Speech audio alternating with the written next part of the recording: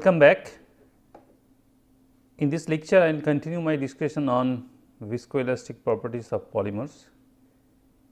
In last lecture, I have discussed that polymers are generally viscoelastic material, which means that depending upon the temperature and the deformation rate, polymer can behave from a solid like behavior to a liquid like behavior. We can quantify this viscoelastic behavior by experiment called dynamic mechanical analysis.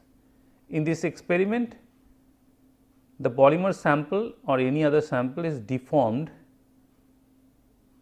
sinusoidally at a particular frequency and the resulting stress is followed. So, basically you take the sample and you apply a strain sinusoidally at a definite frequency. Now, the strain could be a tensile strain or it could be a shear strain, and depending upon that particular experiment we can define the modulus like shear modulus or a tensile modulus and so on.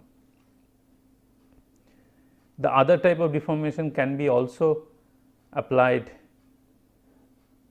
sinusoidally to the samples as well. Now, if we apply this strain, then we can apply the strain as a function of sine function of angular frequency and time, where this is the maximum strain experienced by the sample. So, this is strain, shear strain, maximum shear strain, and omega is angular frequency. We can use other strain as well like elastic strain. In that case, you can just replace this shear strain with tensile strain and corresponding tensile stress as well. Now, if this is strain, then corresponding shear stress can be like this. If this is a complete elastic material, perfect solid, then the stress will be proportional to the applied strain. So, the stress will be proportional to the strain, and G is the proportionality constant, which is nothing but modulus, and in this case we are applying shear strain. So, this is G is shear modulus. So, G is shear modulus. If we are applying tensile stress and tensile strain, then we can call this as a tensile modulus as well. Now, if the sample is a viscous, perfect viscous material, behaves like a liquid, then we can express the resulting stress as a function of viscosity and shear rate, which can be expressed in terms of cos omega t, where gamma dot is d gamma by dt, which is shear strain rate. Now, in this case the stress is exactly proportional to the applied strain, and we call the stress and strain are in phase, they are overlapping with each other. But in this case we call that stress and strain are out of phase, 90° out of phase to be specific, but when we talk about out of phase, then we generally talk about 90° out of phase. I will explain what does it mean. So, in the testing for a viscoelastic material which is not a perfect solid or a perfect liquid, the stress lags somewhat behind the strain, and this behavior can be considered as a damping process, where the stress is lagging behind the applied strain. and in general the response stress will be shifted by a phase angle delta with respect to strain wave, sinusoidal strain wave, and the phase angle will depend on the nature of the material. If it is perfectly viscous material, phase angle will be 90 degree. If it is perfectly elastic, it will be 0 degree, and if it is viscoelastic, then it will be between 0 to 90 degree. So, this is the stress and this curve is strain, and you can see in this case they are out of phase. So, input strain is this and response stress is given by sin omega t plus a phase angle, where angle is between 0 degree to 90 degree. So, as I explained before that for a perfect elastic sample this delta is 0, and for perfect viscous or perfect liquid sample delta is 90 degree.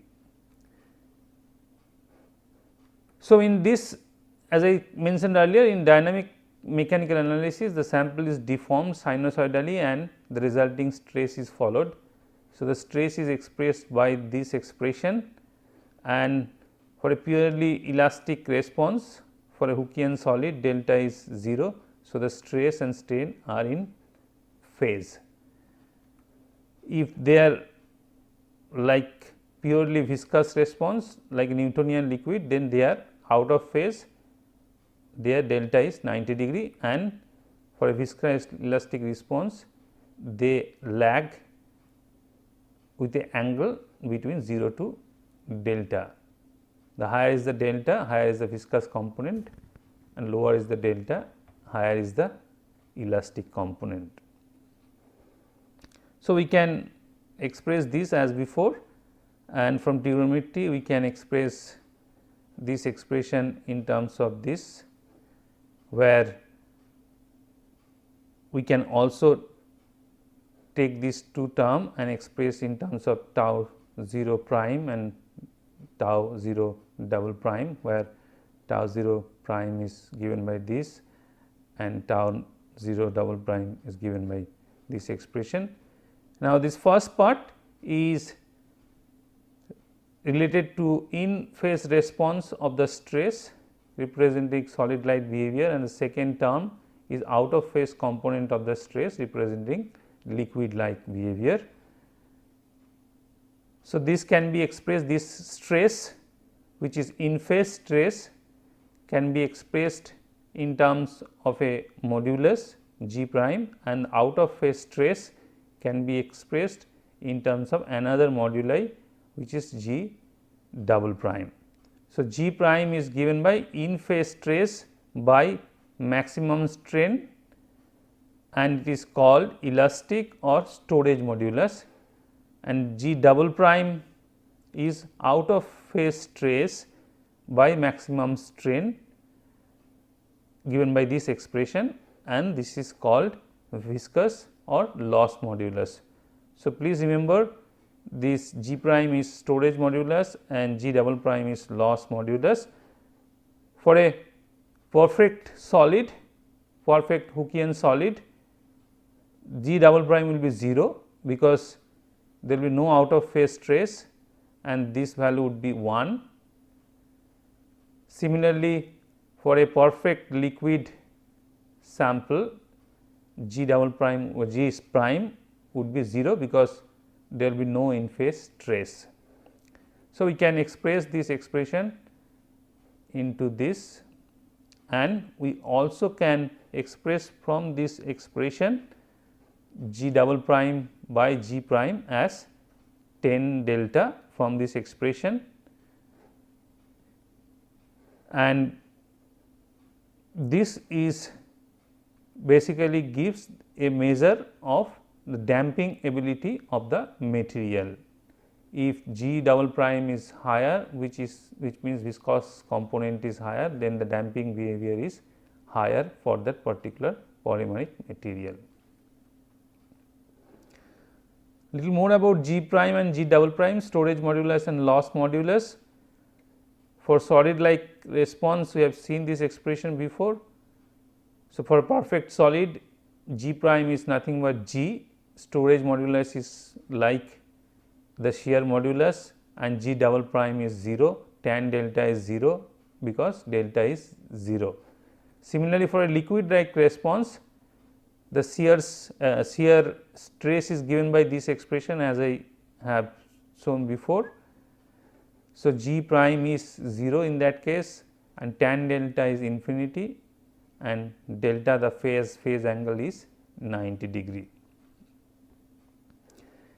Sometimes a complex notation often used for representation of dynamic mechanical properties of viscoelastic material.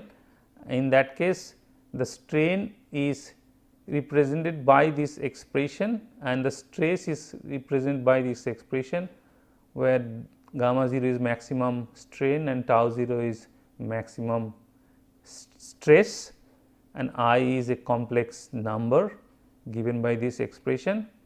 So, we can express this is complex modulus, G star is complex modulus, can be expressed in this term, and just comparing these two terms, sometimes G prime is called the real component and G double prime is called the imaginary part of the shear modulus. Now, how this experiment, this dynamic mechanical analysis or DMA experiment is done? In DMA there could be various variables, sometimes frequency is varied keeping the strain and temperature is constant, and sometimes temperature is varied keeping the other two constant, and sometimes the strain is varied keeping the frequency and the temperature is constant. So, when the value of G prime and G double prime and tan delta are measured as a fixed temperature, then their value depend upon the testing frequency or rate, and vice versa, which means when frequency is fixed, then the value of G prime, G double prime and tan delta are dependent on the temperature. So, generally tan delta and G prime are small at low and very high frequencies, and their values peak at some intermediate frequency. This is related to loss modulus, whereas the storage modulus G prime is high at high frequencies, glassy behavior. I discussed earlier that when the frequencies are very high, then the polymer chains cannot, basically do not have enough time to move past each other. So, it behaves like a glassy behavior, and at low frequency, when the polymers have enough time, they can actually move past each other and we have a rubbery behavior that I discussed in last lecture.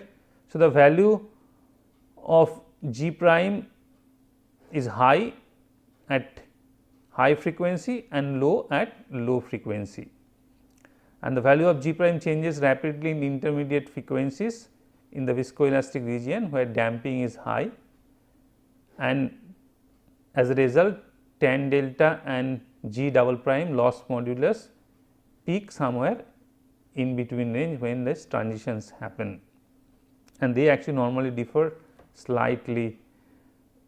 The temperature for the tan delta peak or G prime peak actually differs little bit from the maximum decrease in the G prime value. The frequency experiment, which is called frequency sweep, the experiment is generally termed as frequency sweep. In that case, frequencies are varied stepwise from low to high, and G prime, G double prime and delta and corresponding tan delta are determined for each step.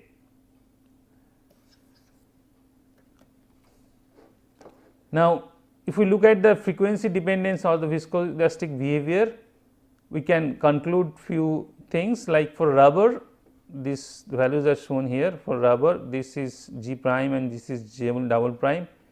Viscoelastic solid response are dominating, which means G prime is always higher than G double prime. Storage modulus have higher value than loss modulus in the whole range of frequencies. But when you talk about concentrated polymer liquid or polymer melt, where viscoelastic behavior are dominated in terms of in direction of liquid side. So, viscoelastic liquid response dominates. So, especially at low frequency, loss modulus is higher than the storage modulus, and above certain frequency the storage modulus becomes higher than the loss modulus. So, response becomes solid like at higher frequencies. G prime shows a plateau modulus as it is shown here and decreases with omega to the power minus 2 in the limit of low frequencies, terminal region in this region, whereas G double prime decreases when omega to the power minus 1 in this limit of low frequencies. Now, we have talked about frequency sweep. Now, we can do the temperature sweep, which means we can keep the frequency and the strain fixed, and we can change the temperature and measure G prime, G double prime and tan delta, and you can plot those three values in as a function of temperature, and we call that experiment as temperature sweep. So, we have talked about frequency sweep, now we are talking about temperature sweep experiment, where temperature is varied keeping the frequency and strain same and following the G prime, G double prime and tan delta as a function of temperature. So, in this case the transition behavior, the phase transition behaviors of a very large number of polymers has been studied widely as a function of testing temperature using DMA method, and the types of behavior observed are found to depend principally on whether the polymers are amorphous or crystalline. For example, this is a DMA curve, sometimes we call DMA X spectra or spectrum, depending upon whether we are talking about single experiment or multi experiment. Now, in case of polycarbonate, you can see this is a storage modulus. So, this is G prime and this is tan delta this side, and this is G double prime. Now, you can see that G prime decreases with temperature, and at a particular temperature around, now this is for around 120 or 130 or 140, it drops significantly. Similarly, G double prime actually increases and it peaks around 145 somewhere there, little higher than the drop observed for G prime, and the ratio of G prime by G double prime actually peaks around 150. So, it is around 150. So, this is the value where we get the peak of tan delta that correspond to the Tg or corresponds to the phase transition. Depending upon the sharpness, we can call this as a first order transition or second order transition that we have discussed earlier. So, this is a Tg corresponds of polycarbonate as we measured from a DMA. Now, if you look at the same experiment when done at from a low temperature minus 200 to 200, then you can see there is an additional peak of tan delta somewhere in minus 200.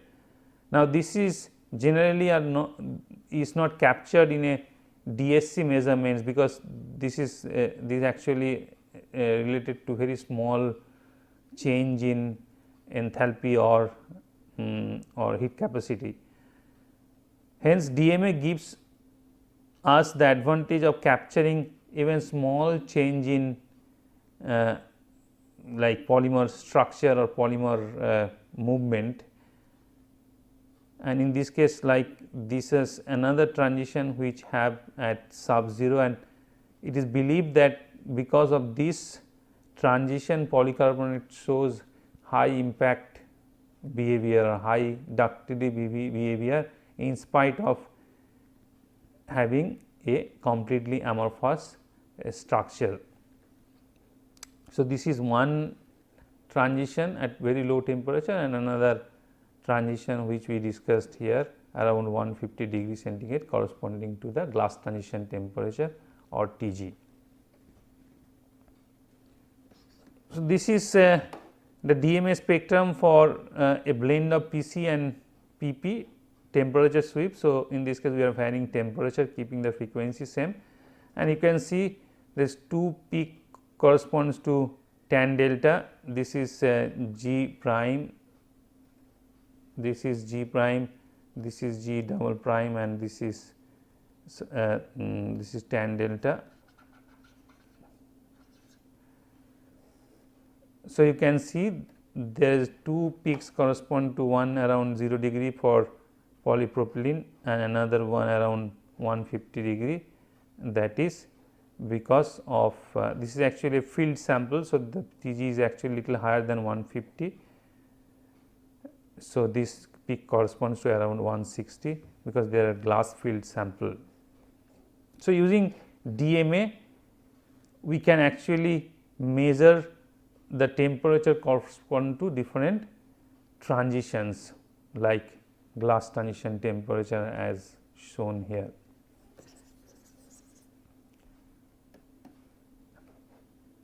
Now, besides the glass transition temperature, other transitions are also possible as we described for polycarbonate at sub 0 minus 200 type in the last slide, and that is possible to capture or detect those transitions by DMA experiments, which are not possible or very difficult to achieve using traditional differential calorimetry or DMA experiment as we discussed earlier. So, we can talk about relaxation transitions, and glass transition is only one among several relaxation transitions seen in polymers, and glass transition is the most important and responsible for the largest changes in properties such as modulus, thermal coefficient, thermal expansion coefficient, etc. But besides glass transition, there are other relaxation transitions in polymer materials. For example, polystyrene shows 4 relaxation transitions, and it is customary to label relaxation transitions in polymer in alphabetical order, alpha, beta, gamma, delta type, where alpha is the highest temperature or alpha corresponding to the relaxation transition corresponding to the highest temperature. So, the highest temperature relaxation is always alpha, is a glass transition and associated with a large change in modulus as we have seen earlier, and the other transitions existed, but the change in modulus or other properties are comparably much lower compared to the glass transition. So, this is a example of DMA curve for atactic polystyrene, and this is G prime curve and this is your tan delta. So, you can see that we have 4 relaxation transitions, and obviously you can see that reflects in the G prime values also. There are the transitions are very weak. The alpha transition, which corresponds to the glass transition, is very sharp and very significant. That is why the modulus drops significantly, but there are other transitions which are weak transitions. So, the change in modulus is not that prominent, but they exist in the in polymer system. As we mentioned that for polystyrene there are 4 transition. Alpha transition corresponds to glass transition, which corresponds to the movement of polymer segment, the backbone of the polymer backbone. So, the movement of polymer backbone corresponds to the Tg.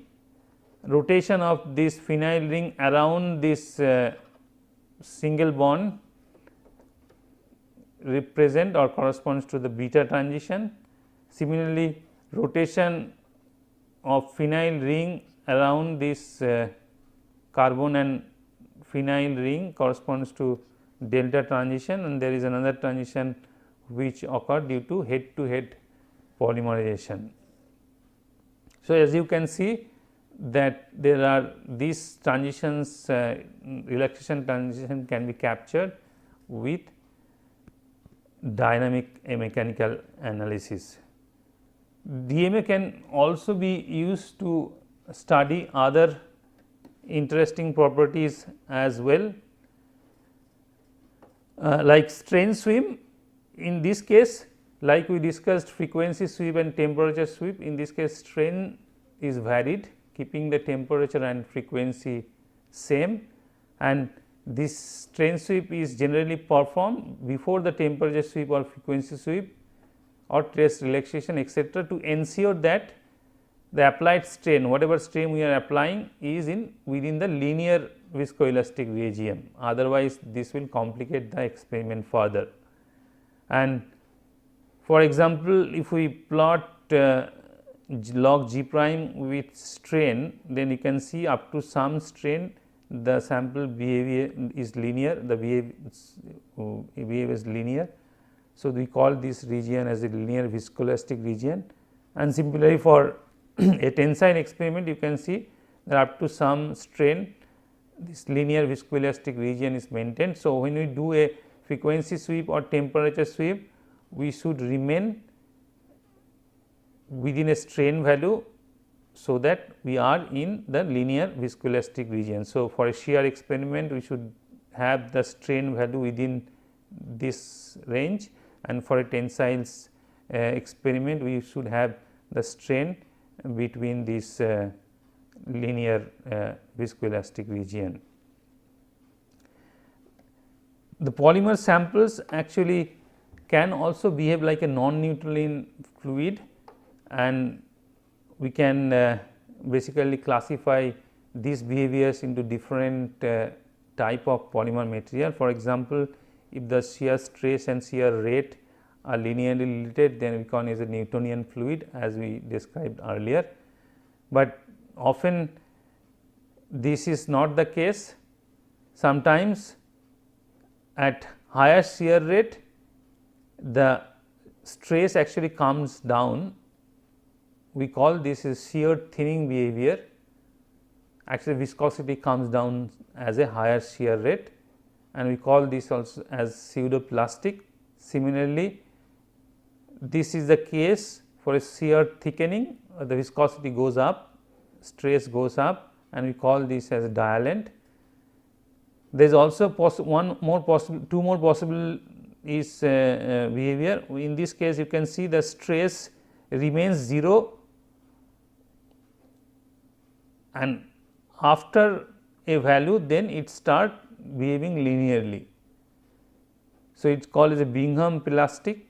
If the behavior is like this as shown in this graph, and this is a Casson plastics where it start from a high stress and behave like a shear thinning polymer after that.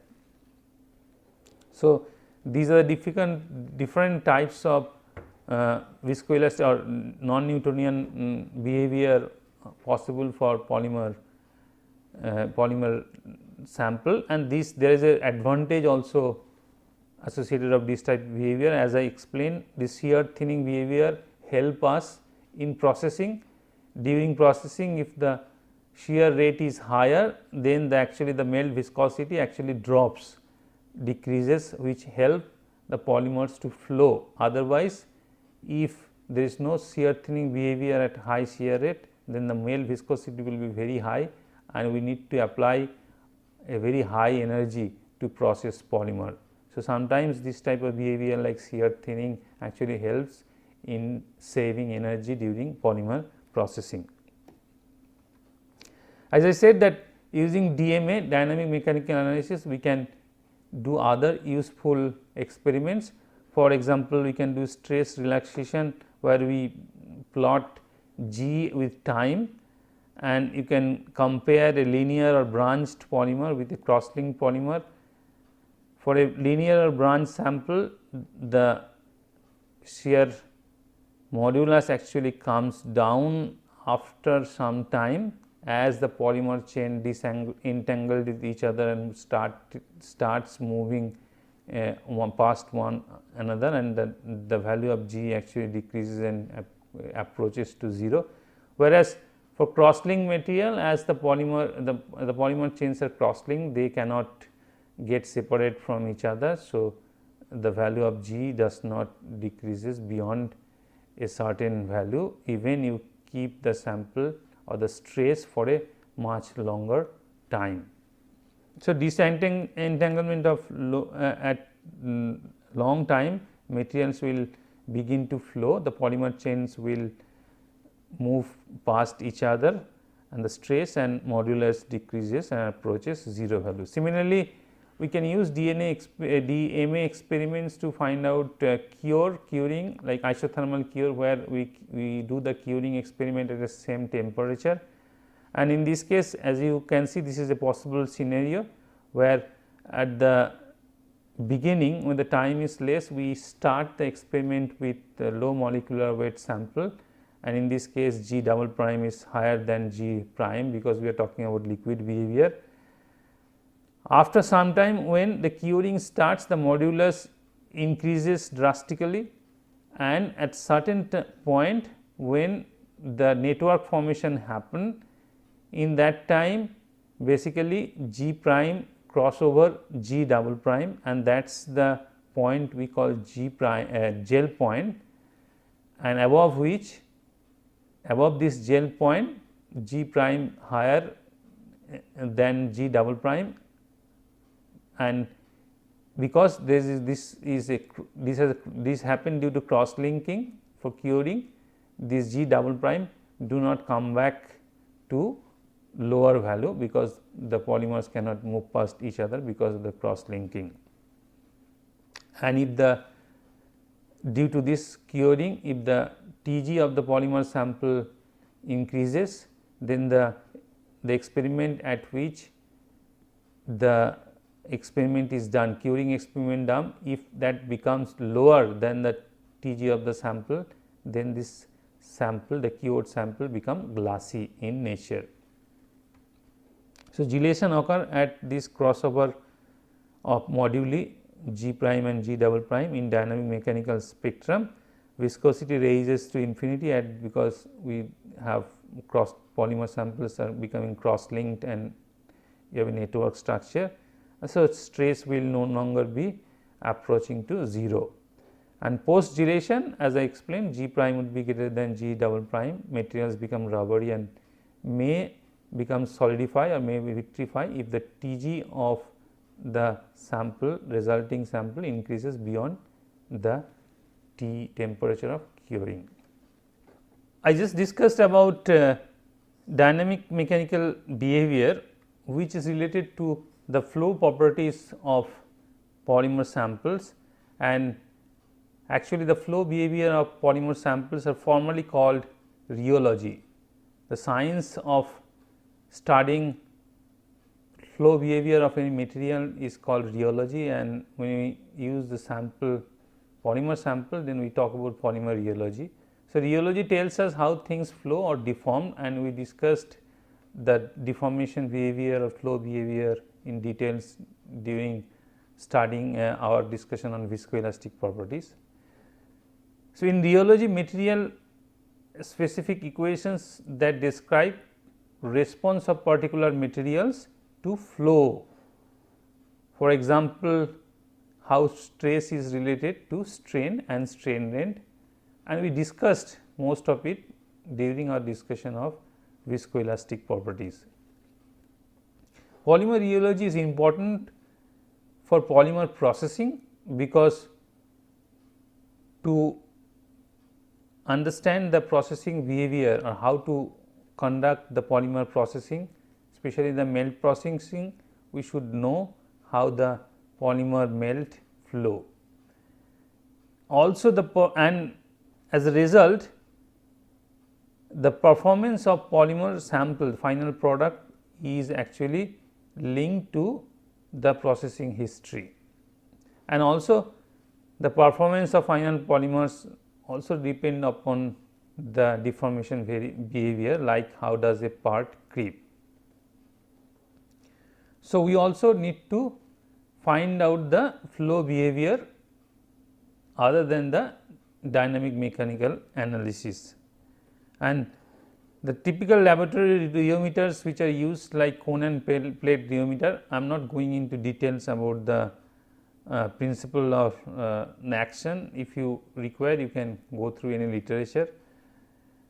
So, this cone and plate rheometer or parallel plate rheometer or capillary rheometer can be used to measure the flow properties of polymer in lab, and these rheometers require small size 1 to 2 gram, and these lab rheometers can be used for a limited shear rate range, typically up to 100 second inverse. This allows the measurement of shear viscosity, normal stresses, dynamic viscosities and modulus, creep compliances, stress relaxation, modulus and zero shear viscosity. For high shear rate, we can use capillary viscometer and dynamic mechanical analysis, as I discussed earlier. This is another important practically used technique is called MFI measurement, melt flow index measurement. In this case, a sample is basically allowed to flow under a certain load. So, in this case, as we know, that is the flow behavior also depending upon the applied stress or load. So, in this case, the sample is heated and it is allowed to flow through a basically a orifice under some particular load. So, this MFI of grades or different grades of polymers can be ordered as extrusion, blow similar to blow molding greater than injection molding, which means this MFI, the injection liquid means the higher value of MFI. MFI is determined as per ASPN standard. So, which temperature should be used, what would be the load, those are described in these standards.